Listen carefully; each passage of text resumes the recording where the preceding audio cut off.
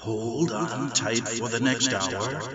You're entering into a place, a zone called the alternative to the alternative media. It's a place, a special place where even truth seekers fear to tread. All right, people, let's move like we've got a purpose. Affirmative. Okay, glad you're back on the Investigative Journal on this July 18th, Wednesday, 2018 day on our calendar. A third day back after a little layoff. Hope you've enjoyed the show. They're still putting it up on YouTube. Everybody's on YouTube. By the way, this is Greg Anthony of the Investigative Journal, broadcasting this show for better part of, I've lost track of the years. I think it's 12 or 13 years. And I can't believe the years go by so fast. And pretty soon, poof, you're not here any longer. Imagine, I was thinking the other day, what about these people that lived in the 13th century or the 14th century? Wow. What about when we think about humanity in the year 3000? We'll be like them. Just a blip in the past. And what will be the world in the year 3000? Wow. That's an interesting thought, isn't it? What would it be like? Well, if it's up to the Vatican and the Jesuits, it'll be 10 times more chaotic than it is today. You know, the old story, order out of chaos, chaos out of order, is what I meant to say. And that's their role, that's their goal. And working together with Freemasonry. For the years, many, many years, I've tried to shed light on the importance of understanding the Vatican Jesuit story when you talk about international politics, when you talk about most anything. And people just won't get it. They just don't get it. Well, some do, but a few. And boy, it was my goal to get as many people as I can to at least look into the story for their, on their own self, and to make their own judgments. So today, one story that I was in the forefront of years ago, and I was one of the first to really go in depth on this story and bring on many of the victims, many of the people fighting for justice. It was the story about the Duplessis orphans. And I'm going to get into that today. And there was an article written by Paul Williams recently about how the Vatican is still ignoring this case, even though they've been caught red-handed in torture, abuse, and even the killing of children. It's an incredible story. And once you understand the value of this story when it comes to understanding why you need to research the Vatican and the Jesuits, and why today, all our politicians bow down to them. They're the greatest thing since sliced bread, the great educators. Everybody runs to the Pope. There's not a bad word said. Oh, of course, you hear about all the pedophilia, but that's really a bad element of the Vatican, right? No. This is a scripted assault on humanity, and it's been going on for hundreds of years. We could start at the Inquisition. But I've got a couple quotes here. I want to talk about chaos in civilization. And this is from, what's her name? Linda Goldsmith. And she wrote an extensive article about who's driving the bus in America. Okay, it doesn't get into the Jesuits or the Vatican, but talks a little bit more in psychological terms. And she talks about chaos. Now remember, chaos out of order. That's what the Vatican, Jesuit, Freemasonry, all of these people want. Chaos. And you're seeing it in America right now. This division between the left and the right has grown to a point where they're acting like children. Now, chaos, according to Ms. Goldsmith, is the antithesis of an adult civilization.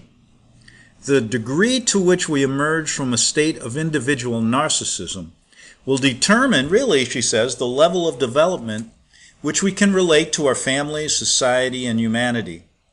Chaos, she says, is the natural environment of the narcissist.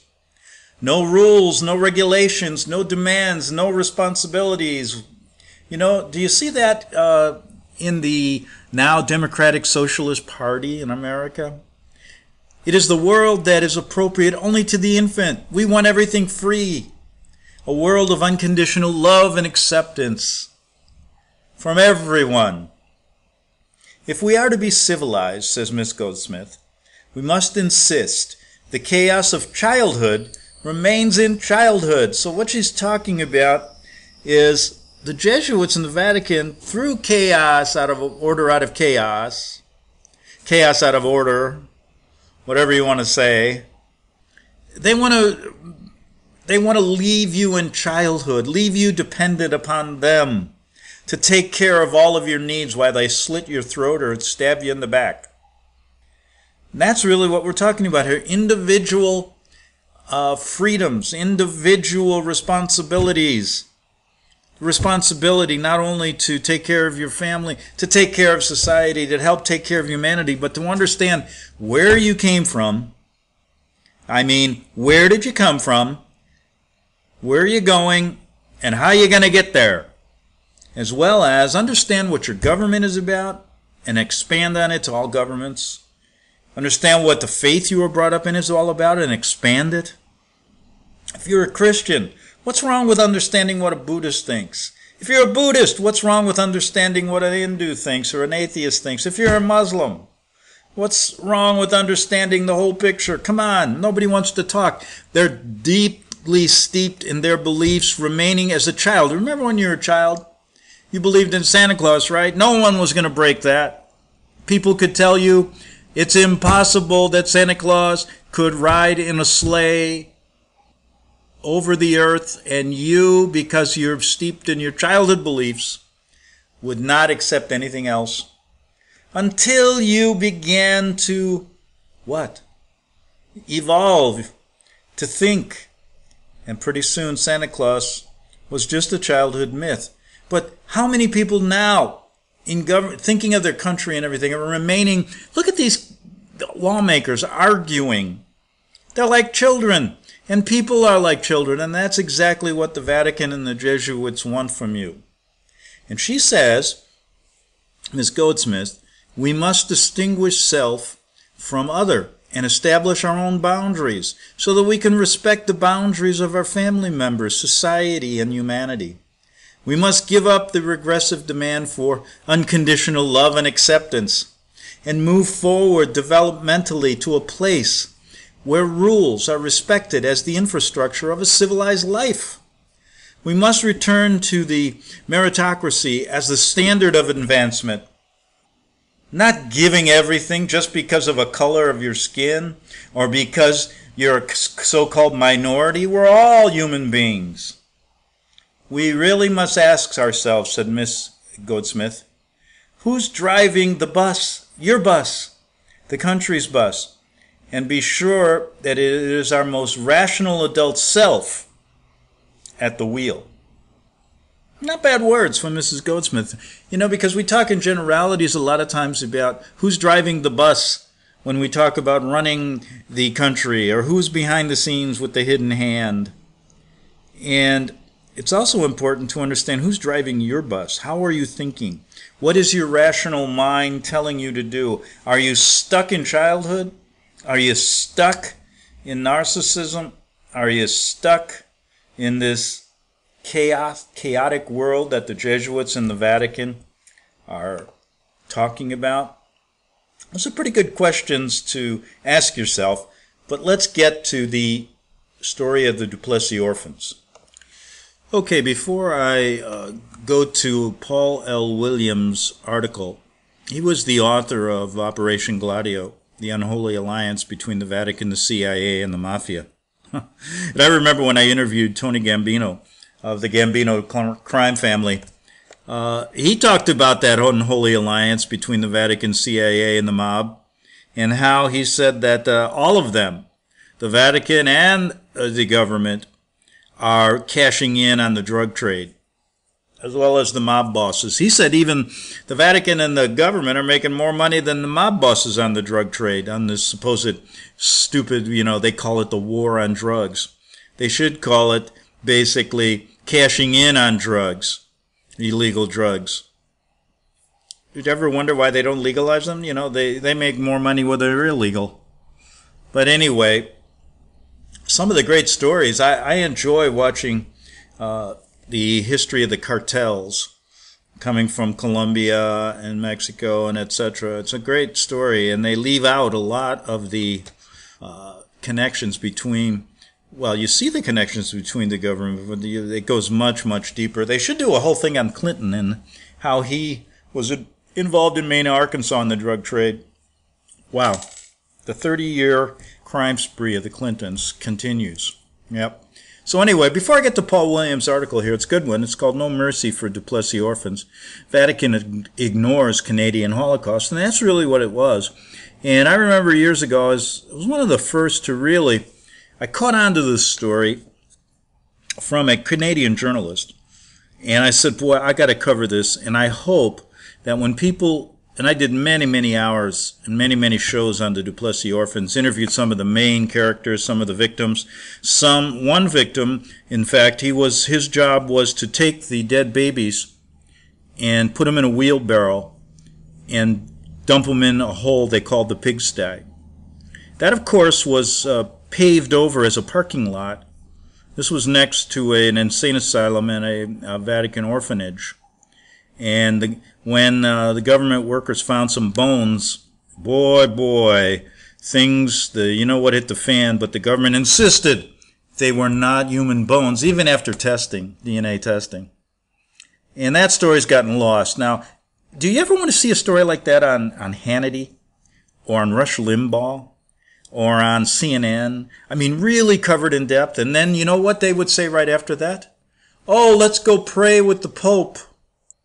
Let's go to the Black Mass tomorrow night while, we kill a couple other children. Or let's go to the Red Mass, which is the opening of our Supreme Court, when it's, Pope John Paul II, he was the one who initiated that. So every opening of the day of the Supreme Court, they go to this Red Mass. And guess who's the patron saint of this Mass? Was, a lawyer during the Inquisition that killed many people. Yeah, it's incredible. They made him a saint. That's why they make saint. The more you kill, the more you become a saint. All right. So, you're never going to see these stories there. And because if people saw this and really believed it. See, you can read this story to people even on my show. And people don't believe it. They'll say, oh, it's coming from the alternative media. What do they know? Folks, this story is fact. I went to great pains to make sure. I talked to many people, many of the victims. I talked to a guy named Rod Vanneau who wrote a book about it. His wife was a victim. And when he married her, he didn't even know that she was one of the children put in a Catholic orphanage. Right? I'm giving you a little backdrop.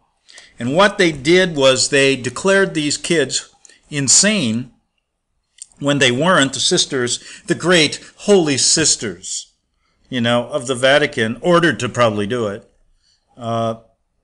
signed off and said they were all mentally ill. So they were put in a state institution and they were tortured, many killed. Some of the Nazi doctors were there. And this was with the help of the CIA. They were also doing it in certain places in New York. They decided to do it up in Canada because they could get away with more there. But you know what? The story came to light, and there were over 3,000 or 4,000 survivors. And let me tell you something. They never did get the justice they deserved. This story should give you, if you listen to this story, take the time, you will never, ever again doubt what I say on this show about the Vatican and the Jesuit order being the most deceitful group of people in the world, working together with politicians to bring about your demise in a one-world government and a one-world order. That's what you're up against. The new Inquisition, the modern-day Inquisition is here. And everybody's turning on the TV in America worried about Russian interference in our electoral system. Isn't that a bunch of crock of you-know-what?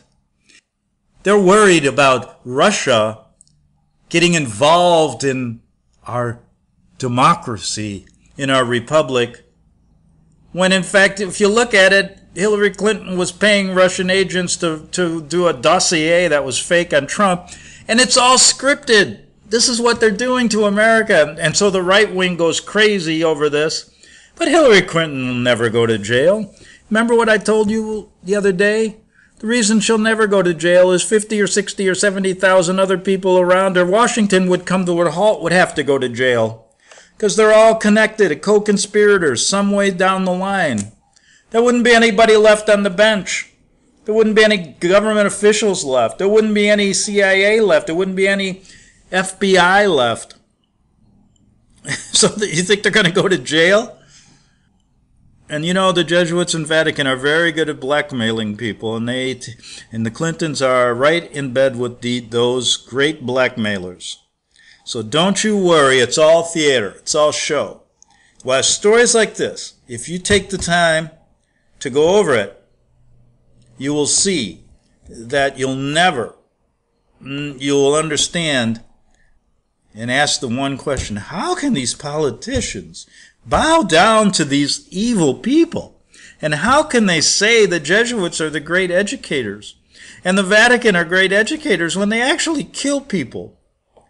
You know, we talked about not only the Duplessis orphans, but we did many shows on the Jesuit schools back in the 1800s, in the when they were taking in the natives of Canada and America in the Jesuit schools, and actually genociding them. And we got actual people, and I talked to many people, victims. I even talked, one person came on my show, and she, as a child, witnessed a priest burying a native child up in the northwest provinces of America at the time, under an altar.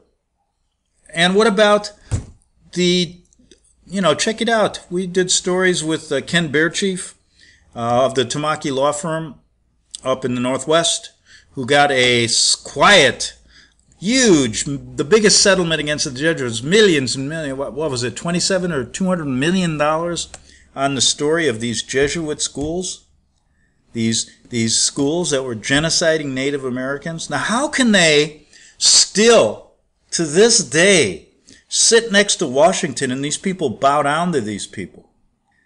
And then you get the Duplessis orphan story, which I want to go over. Let me check the time here. I got a few minutes. I want to talk about this article. We're going to start it with, and Paul Williams did it. And I remember, like I said, interviewing many of the victims, trying to get justice for these people, and nothing, the mainstream media will just cover it up. I don't know why these New York Times journalists get paid so much. I do know why. Because they get paid to keep away from the truth, to keep you from the truth, and the tough stories like this. Because once you read this story, once you go back and research it, go back to many of my shows, go back to articles like this, you'll see some great articles done by a Canadian journalist regarding the Duplessis orphans. And the story about, I want to get into this story, by Paul Williams, No Mercy for the Duplessis Orphans. The Vatican ignores the Canadian Holocaust. And like I said, he wrote the book, author of Operation Gladio, the unholy alliance between the Vatican, CIA, and the Mafia. So let's start it out. The Vatican, under Pope Francis, continues to ignore pleas for reparation from the surviving Duplessis orphans, despite the fact that the Quebec government has settled a a class action suit for the survivors. The Holy See has never expressed sorrow or regret over its part in a tale that involves mass murder, physical abuse, forced labor, and the wholesale dumping of hundreds of bodies near what we call the pigsty. Now, on my radio shows, I actually talked to a number of the survivors, the people that got out of these insane asylums after they were illegally put there. And you know that many of them still have on their records that they are mentally ill when they were taken off the streets, put in Catholic orphanages, and then signed off as mentally ill and sent into these institutions so they could be tortured and abused and many killed. They still to this day are have been falsely labeled. Now you know the government wants to cover this up. You know the Vatican wants to silently pay a little bit to shut people up.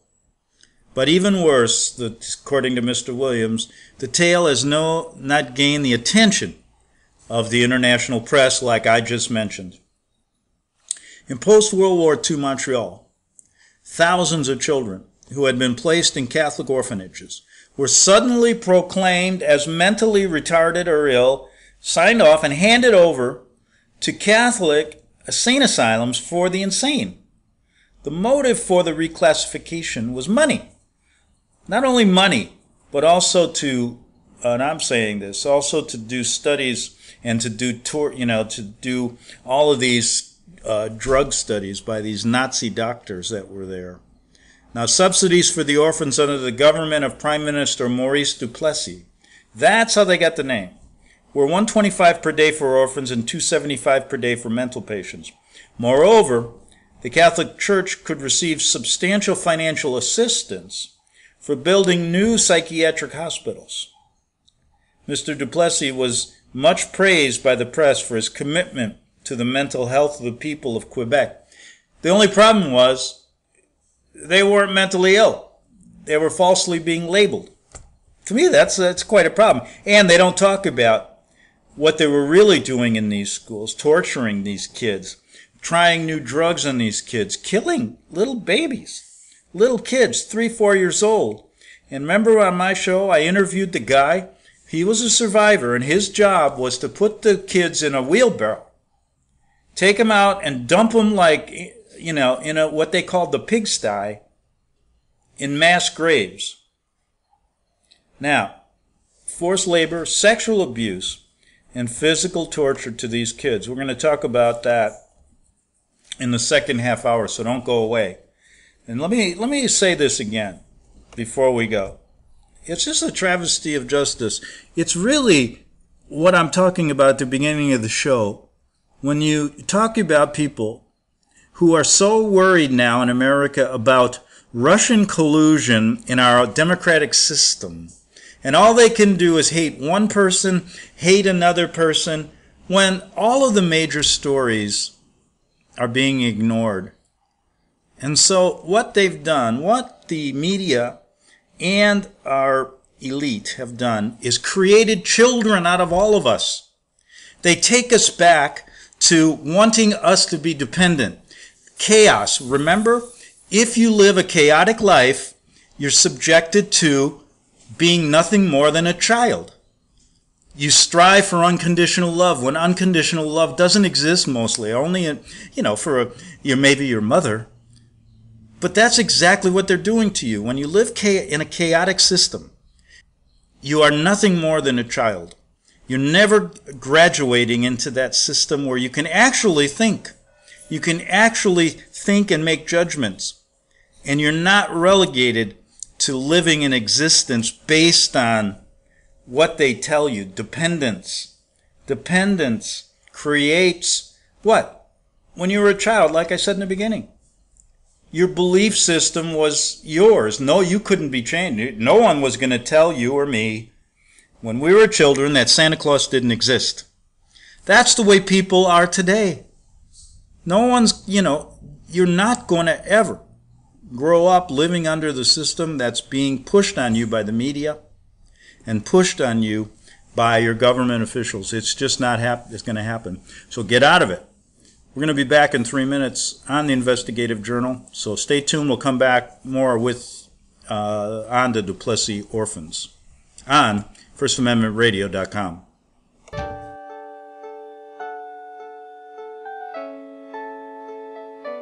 The program you are listening to is 100% sponsored by you, the listener, on this First Amendment Rights Media channel.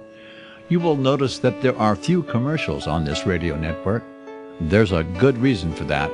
Corporate advertising dollars come with strings that limit program content. So without your help, these programs cannot continue on internet or our several affiliates. If you benefit by the educational law programs, we ask you to give. If you are admonished or nurtured by the Bible and ministry programs, we ask you to give. If some voice a cause that you are passionate about, we ask you to give. If you believe in any of these, we ask you to support them as you would a missionary on a continual basis, as if giving a tithe for missionary radio. These programs are not commercially viable and must be supported by those faithful to the cause of truth. Look for the button to sponsor your favorite programs at our listen and schedule pages on the internet. Then, when you subscribe, we will send you the last quarterly MP3 CD of that program immediately, and continue to do so with each new quarter. We will also give you unlimited archive access to all of our programs. We're asking you to give much less than a tithe, so that you may also send support directly to a particular program host, cause, and anywhere else the Spirit may lead you. Do all to the glory of our God and Creator, for His holy nation, the only kingdom that will last forever. Thank you for listening.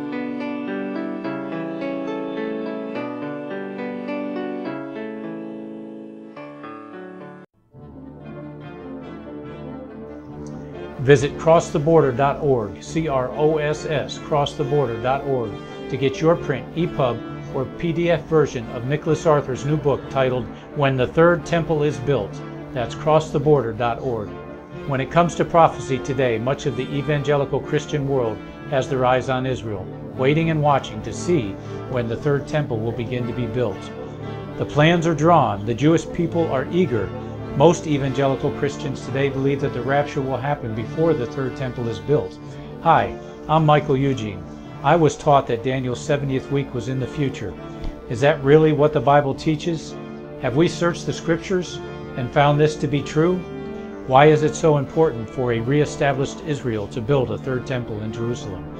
Is it necessary to build a temple on the same location already occupied by the Dome of the Rock? Is it necessary for sacrifices to take place in the temple on Temple Mount? Is there really a rapture followed by 7 years of tribulation? What is the New Testament temple? Can we identify history and prophecy? Who is the first beast in Revelation chapter 13? Who are the 7 kings in Revelation 17? I have asked all these questions, and I have found Nicholas Arthur's new book, When the Third Temple is Built, answers all these questions and more using Scripture to interpret Scripture. The Bible says that no prophecy of Scripture is of any private interpretation. Nicholas shows us in his new book, When the Third Temple is Built, how the Bible interprets prophecy and not man's private interpretation. Visit crosstheborder.org, CROSS, crosstheborder.org, to get your print, EPUB, or PDF version of Nicholas Arthur's new book titled When the Third Temple is Built. That's crosstheborder.org. The following program is labeled dangerous and off limits by the supreme Jesuit command. But stand tall, people. Listen up, and you may just learn something. Oh, dear Lord Jesus, this ain't happening, man. This can't be happening, man. This isn't happening. Okay, we're back for the second half hour of the Investigative Journal here on FirstAmendmentRadio.com. Before we get going and continue talking about this horrendous story about the Duplessis orphans, let me tell you to go to my website at greganthonysjournal.wordpress.com. You can get shows going back well over a decade regarding what I call the Vatican-led New World Order, stories you're not going to get anywhere else. And most of the mainstream media we know is corrupted. We know that there are so many COINTEL people in the alternative media that we've got a lot of information coming out, but a lot of it's taking you down the wrong path. So go to my website, and at least you could read about these stories and make up your own mind. So, forced labor, sexual abuse, physical torture, all going on in this Duplessis orphan story. Now, I'm paraphrasing from Paul Williams, who wrote an article on this, talking about how the Vatican has not expressed any sorrow over this story whatsoever, has not come to, basically they want to hide it. So over 20,000 children, and in my research, it was a lot more. I was upwards of hundreds of thousands, most from unwed mothers. And we also, in this story, you're not going to talk about what they were doing in place in upstate New York, which was you think, oh, the American government wasn't involved here. Yes, they were. So over 20,000 children, mostly from unwed mothers, ended up in Catholic asylums. The asylums were run by such religious orders as the Sisters of Providence, the Sisters of Mercy, the Grey Nuns of Montreal, the Sisters of Charity of Quebec, the Little Franciscans of Mary, the Brothers of Notre Dame I went to Notre Dame High School, the Holy Cross Brothers, Fathers, and the Brothers of Charity. Children, can you believe this, were subjected to forced labor and physical torture, many killed. They would plunge our heads into ice-cold water if we did something wrong.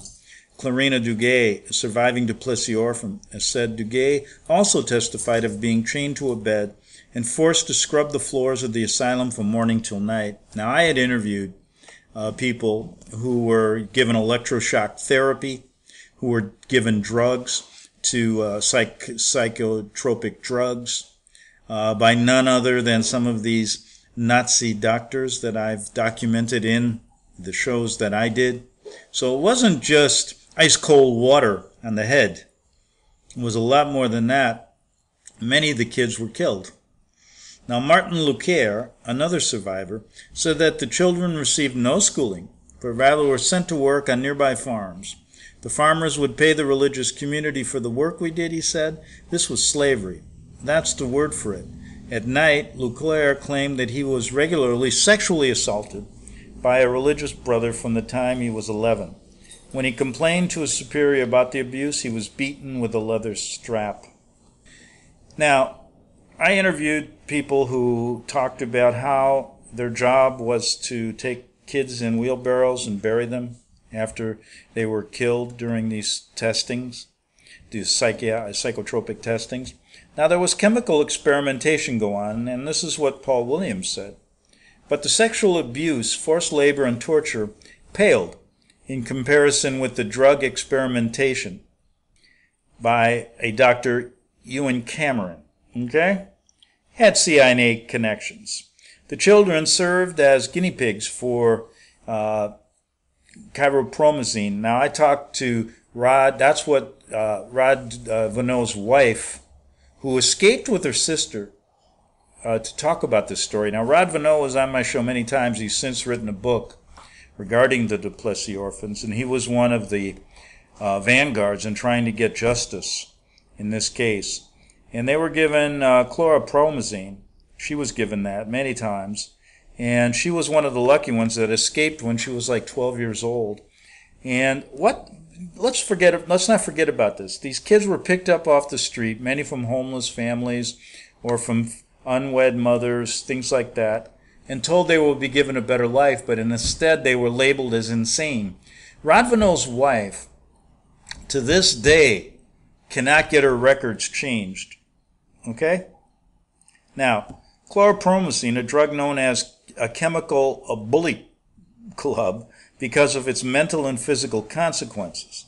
A chief side effect of the drug is tardive dyskinesia, a central nervous system disorder that results in grotesque facial conditions and involuntary body movements. The use of chloropromazine on the orphans was part of the MKUltra mind control program of CIA Dr. Ewan Cameron. So, you don't think America knew about this? And they allowed it, but yet they still bow down to the Pope and the Catholic priests? Dr. Ewan Cameron, the psychiatrist who conducted appalling tests on human subjects at McGill University, spearheaded much of this experimentation. In addition to chloropromazine, the children were also subjected to electroshock, like Mrs. Vanneau told me, lobotomies, and doses of additional drugs, many hallucinogenic. Many of these kids, folks, and I'm saying this, didn't survive. Now, they were buried in just a hole was dug. They were all put in there, buried. And then the government tried to cover it up when the story was getting hotter. by making a parking lot there, a government parking lot, so nobody could get to these bodies. So we have Clarina Duguay now saying that she began receiving chlorpromazine 2 weeks after she arrived at St. Julian Hospital. The nuns had told her the drug would help her sleep. It did more than that. It made me a zombie, she said. I had no energy. I was always feeling sleepy. I had a hard time getting up. I was getting the drug every night. Paul St. Aubin, another Duplessis orphan, said he was lobotomized at St. Michel Archange, a Catholic asylum in Joliet, when he was 18. I wasn't ill, said St. Aubin. They did it without my consent, without my permission. They were experimenting on me. I was their prisoner. He said he was also subjected to electroshock therapy and daily doses of psychiatric drugs. Now, Mr. Williams gets into the story that I spent a lot of time on, talking about this pigsty. That's the nickname for where these kids were buried. Many of the children, like St. Aubin, suffered permanent brain damage. Many died. Their bodies were buried on an 800-acre plot of ground on the outskirts of Montreal that was next to a pigsty. The land was owned by the Archdiocese of Montreal, which was governed by Cardinal Paul-Émile Laguerre, a leader of the Progressive Party at Vatican II. So you don't think the Vatican and high levels knew about this? Albert Silvio, a Duplessis orphan who had been placed at Saint Jean de Dieu, recalls transporting more than 60 bodies of fellow orphans to mass grave sites during the 50s. And that verifies the gentleman that I interviewed that had the same job at another one of these orphanages. And he said, this is what Mr. Silvio said, quote, "We put them in cardboard boxes. There was never any ceremony. Some had died on the operating table. Some had been sick, and some committed suicide. Death had its reward for the religious sisters and brothers in charge of the orphans. The bodies of the many of the children were sold to local medical schools for dissection." How sick can you get? A Quebec law passed, though, in 1942, allowed the members of the religious orders to sell the unclaimed remains for $10 a pound. Oh my, loving a kindness, huh? The story of the orphans came to light during the waning days of Paul VI's pontificate. The cries for redress were ignored by the Pope in the beginning, and his two immediate successors. And these are men of God. Of course they're not. They're satanic Luciferians. Eventually, the surviving orphans organized to pressure the Church and the Canadian government for justice. After nearly 15 years of litigation, the Quebec government in 2001 granted the survivors a meager sum of $10,000 per person, plus an additional $1,000 each year of wrongful confinement for in the mental institution. But you know, the Church refused to apologize or to provide even a dime. Alan Arsenault, a Montreal-based attorney who represented the orphans, said, quote, "The Catholic Church of Quebec is the main perpetrator of this case, the main perpetrator in killing these children, while the government assisted in it. The Church has never apologized for anything. What's more, according to Arsenault, the Vatican and the Archdiocese continue to insist the Holy Mother Church showed loving kindness to the orphans by providing them food and shelter. Yeah, why they tortured, abused, and killed them after they gave them food and shelter. Regarding the torture, the forced labor, the sexual abuse, the horrific experimentation, the murders of many of these children, Archbishop Christian Lepine of Montreal recently said this: "If it's someone in an institution, even if it's someone who's there in the same of his own religion, being a Christian, if he does something unjust, well, it's still as a member of the Church. It's not the Church itself." So what does that tell you? The Church is saying, okay, well, we know about this, but we didn't do anything wrong. We didn't try to stop it. It's these rogue people that are doing it. We have no responsibility whatsoever. Okay, let's continue with more on this. We got about 10 minutes left, 12 minutes left. But in Paul Williams' article, he mentioned that there were over 20,000 children. I found there was a lot more in the stories that I did.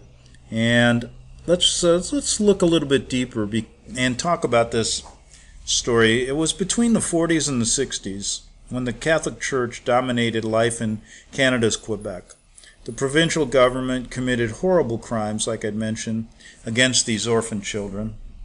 And they were confined in these for experimentation purposes with the help of the CIA and the help of the Canadian and American governments, as well as the Vatican.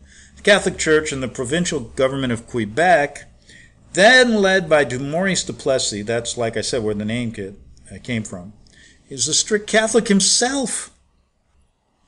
And some reports say that he made a deal which falsely certified more than 300,000 orphan children, not 20,000, as mentally ill, confining them in different psychiatric institutions. Not only did they benefit financially, but they also were doing these crazy experiments, MKUltra experiments. The deal was beneficial for the church, the psych wards. As they received funds, like I mentioned, these children later became known as the Duplessis Orphans.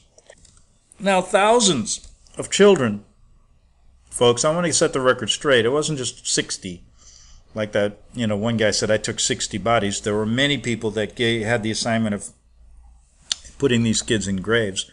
But thousands of children died in these institutions. Those victims who survived in mental health hospitals told horrific stories of how unspeakable things were done to them when they were young. And I got many of those victims on my show to talk about it. Years later, survivors began to speak out about the harsh treatment and sexual abuse that they endured. And let's listen to what Lucienne Landry says. I remember, she says, quote, I was sent to the clinic with a maximum level of security and closure from the outside world. We were put to tests which they called pharmaceutical research. They tested the methods of ice showers and gave us different medications. Credible. Some children, like Mr. Rod Vanneau's wife, tried to run away. Now, she was lucky and got away with her sister. But staff took away their clothes, leaving them wearing only nightgowns so they wouldn't run. Their heads were shaved. Children had no shoes, wearing only socks and tights. And this woman stated that she shared these painful memories with other people. Now, I remember talking to Rod Vanneau. He married his wife, and she was ashamed in the beginning. In their marriage, when they first got married, she was ashamed to tell him that she was a Duplessis orphan. And finally, as they were married almost 15 years, I think, before she told him the truth about how she was labeled mentally ill falsely by these crazy nuns. So, although in this case, this woman Landry we're talking about, who never suffered a mental illness, the gentleman named Lucerne Landry, when he was sent to the psychiatric ward, his personal file said, unable to function in public, needs a permanent and involuntary placement in the clinic. In 1962, this guy managed to escape from the clinic, like Mrs. Vanneau. Soon he found a job and began a normal life. Eventually, Landry was able to find his mother at the age of 48. He didn't even know where he was born until a Quebec social agency, which helps former Duplessis orphans, told Landry he was born in Quebec City. And the lawyer that we paraphrased before, Mr. Arsenault, said, I know many Duplessis orphans, and trust me, they're definitely not mentally challenged. One of the Quebec's renowned novelists, Bruno Rouet, is a Duplessis orphan. A Montreal-based lawyer talked about this story who took on this case. The lives of these people, folks, have been permanently damaged by the church and the Quebec government, as well as the CIA and the American government, which took away their childhood and filled it with pain, abuse, and many, many dark memories. How can they ever be normal again? But imagine adults who suddenly realize at 40 or 50 that they couldn't receive any education simply because someone wrote on their personal file that they had a non-existent mental disability. And for what? Well, because the Church of Quebec wanted to receive extra $1.50 for each child per day. And that's what the lawyer told a magazine called Sputnik.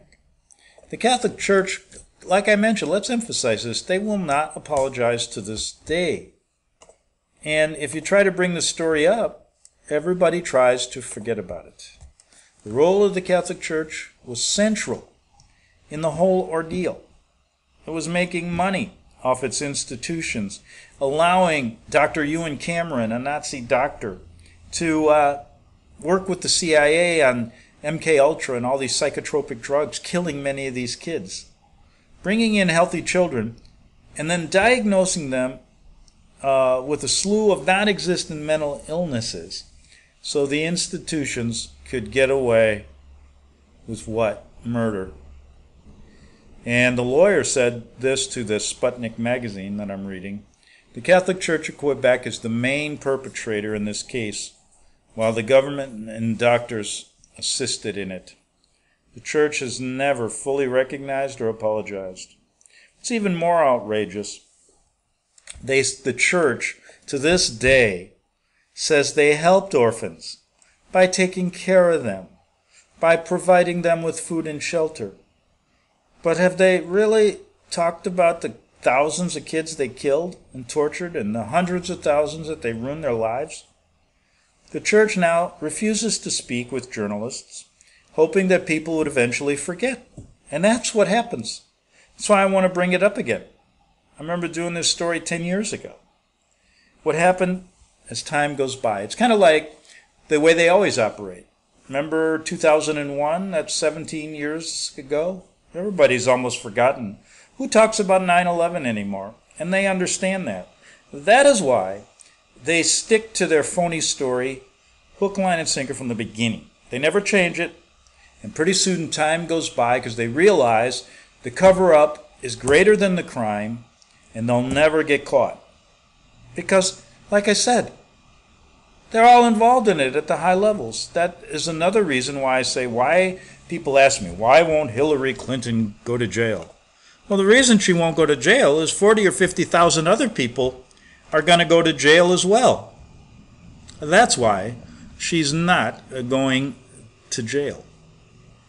Now, the Church says they help these people by providing food and shelter. They refuse to talk to journalists, hoping people will forget, like I said. Survivors then will eventually die out, and nobody would be taken accountable for the horrible crimes against these orphan children. Now, just put in 9/11. That's what will happen here. People will die off, and these people will go on from generation to generation doing the same exact thing until, and probably still, when they get their one world government, their one world order, when they get their chaotic system in place totally. I mean, it's working. It's working to a T now. So we're going to end the show like we started it, talking about order. What is it? Chaos out of order? Order out of chaos? Yeah, we're going to talk a little bit about order out of chaos. And let's go back a little bit now, because let's end the show where we started, right? Like I said. And all of America is more involved now with the socialist leftist Democrats fighting the conservative Republicans. So they got America divided in half. But let's look a little bit and play their game just a bit. The Obama-Clinton leftists were told no, right, when America supposedly elected Trump. Obama's seditious resistance movement really was a national temper tantrum powered by an army of angry children designed to overthrow the sitting president of the United States. So that's really what's going on now. We got they've got you relegated to being children. Obama, who was put there to do everything to destroy America, then they bring in Trump, who wants to build it up again. And in the meantime, all people are doing are fighting over these two men, right? Like kids. That's all we hear. And, they know this. So look, They're playing the game for you. They're setting it up. This is what they've planned to do, and we are the pawns. Now, Trump, he demands objective reality and psychological adulthood, right? To make America great again. He understands the psychodynamics of regression being used in the cultural war against America. That's what they want you to think. So they got half of America saying, no, we got to stand on our own 2 feet. No more acting like children and Obama. But the whole idea is to get everyone angry. Obama's drive to shatter America from within actively promoted policies that engage our angry children and encourage regression. People think that children act like children regardless of their chronological age.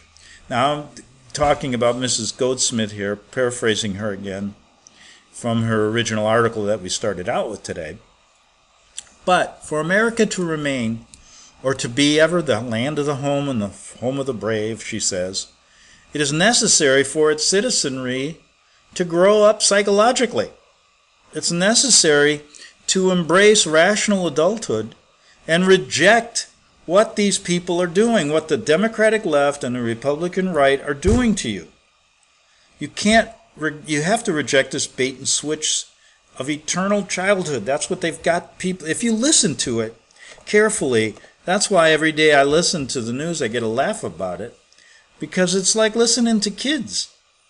I mean, the other day I was listening to something on the news, and they were arguing about personalities. We got really serious things to do in this country, in the world, and it's nothing more than children fighting over these things. And that's what happens when the higher up people start doing this. It filters down to everyone else.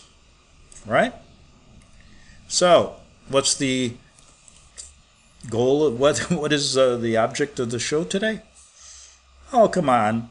Don't act like kids when it comes to politics and when it comes to looking at the world. Start researching it and grow up psychologically. Okay, Greg, can you do that? Oh boy. I don't know. I say a lot of things that I can't do. I'm just a journalist bringing it to you. Talk to you tomorrow on the Investigative Journal. The book of Revelation says, the spirit of prophecy is the testimony of Jesus Christ. This is at the very heart of FirstAmendmentRadio.com. In that spirit, we have created the Prophecy Reality News app for all of your mobile devices, streaming First Amendment Radio 24 hours a day, 7 days a week. Available for your Apple, Android device, and smartphone, absolutely free.